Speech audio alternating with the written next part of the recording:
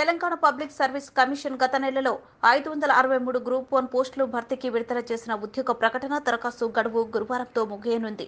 ఫిబ్రవరి 23 నుంచి ఆన్లైన్లో దరఖాస్తులు స్వీకరిస్తున్న కమిషన్ ఈ నెల 14 సాయంత్రం 5 గంటల వరకు అభ్యర్థులకు దరఖాస్తు చేసుకునే వీలు కల్పించింది. ఇక గతంలో దరఖాస్తు చేసిన అభ్యర్థులు కూడా మరోసారి చేయాలని, అలాగే కొత్తగా విద్యార్హత పొందిన ఉద్యోగార్థులు పోస్టులకు దరఖాస్తు చేసుకోవచ్చని కమిషన్ పేర్కొంది. కాగా బుధవారం వరకు 2.70 లక్షల దరఖాస్తులు వచ్చినట్లు టీఎస్పీఎస్సీ వెల్లడించింది.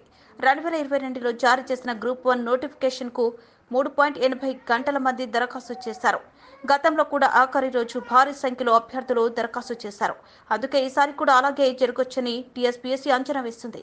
ఇక దరఖాస్తులో ఏమైనా పొరపాట్లు జరిగితే మార్చి 23 ఉదయం 10 గంటల నుంచి మార్చి 27వ తేదీ సాయంత్రం వరకు సరిచేసుకోవచ్చని తెలిపింది. అలాగే జూన్ 9న ప్రిలిమ్స్, అక్టోబర్ 21న మెయిన్స్ నిర్వహించనున్నట్లు ఇప్పటికే పరీక్ష తేదీలను టీఎస్పీఎస్సీ ప్రకటించింది.